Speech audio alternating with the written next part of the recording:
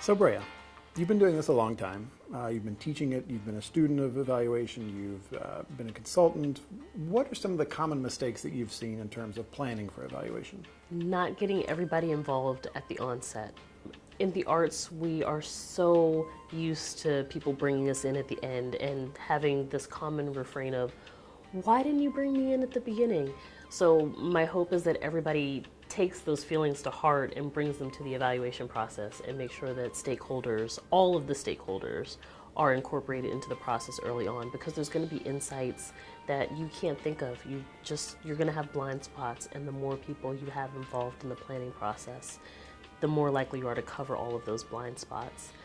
I also see people that really want to jump into the deep end of evaluation and evaluate all the things at the same time. But evaluation is really designed to be more of an incremental process. So you want to look at this piece of the picture and figure out what works best in this context for this piece before you go messing with the next piece in the process. And so when people try to do evaluations for the beginning, middle, and end of their program, or the entirety of their processes related to the program, sometimes they end up changing things that has a butterfly effect on the beginning and rendering your evaluation on the initial phases invalid.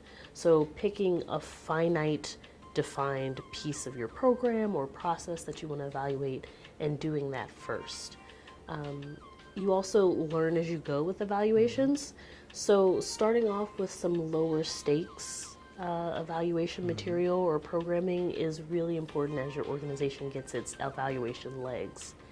And then not knowing what they want if they're looking for an evaluation consultant. So some organizations, because they're given money from a foundation or they have the money, they'll decide to go outside of their organization to conduct an evaluation, which is great if you already know who you are as an organization and what your goals are for the evaluation. Because somebody coming from the outside isn't going to, they're going to care about your program, but they're not going to be in love with it in the way that you are. And so they're not going to see the things that you see. Having clearly articulated program goals and evaluation goals to give to the person that has the subject matter area expertise in evaluation is going to set them up for success and give you the results that you want. What kind of questions should you ask when you're looking for an evaluator? The evaluator? Yeah, so you should ask for previous experience. Knowledge of the field is great because sometimes the arts can be a special beast. And if somebody has done a lot of public health evaluation, yes, in theory, the skills are very much transferable. But understanding the context and knowing sometimes that if you're dealing with a working artist, that you might not need to just ask them about their work whenever they're engaging in the program, but also how their personal artistic work incorporates and informs their work within your program. It's those little pieces of additional question asking and data gathering that somebody that's familiar with artistic practices are going to be aware of in ways that other general evaluators might not be aware of. You can also ask for some general ideas about how an evaluator might approach your project, with the caveat that you're not asking them for free labor. Right. You're not trying to take whatever it is that they say and then figure it out on your own, because they're probably going to talk in evaluator shorthand, and you could do some real damage if you try to just spark notes an evaluation methodology.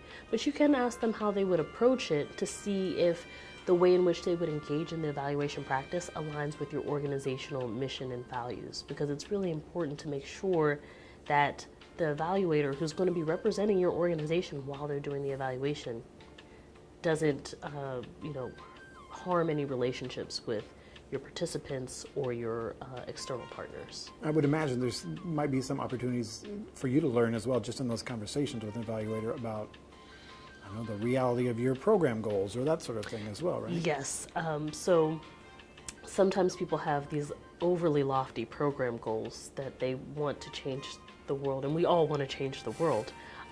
But having SMART goals, you'll hear that a lot in the evaluation world. SMART goals, measurable goals are really important because that's what you can actually evaluate. I can't evaluate whether or not your program has stopped world hunger or created world peace. That's just not something that we have the capacity to do. But in talking more and more about your program and what it is that you hope happens as a result of your program, you get closer and closer to articulating some really concrete goals that you can give to an evaluator, and they can do amazing things with an evaluation, knowing what it is that you want to get out of it. That's great.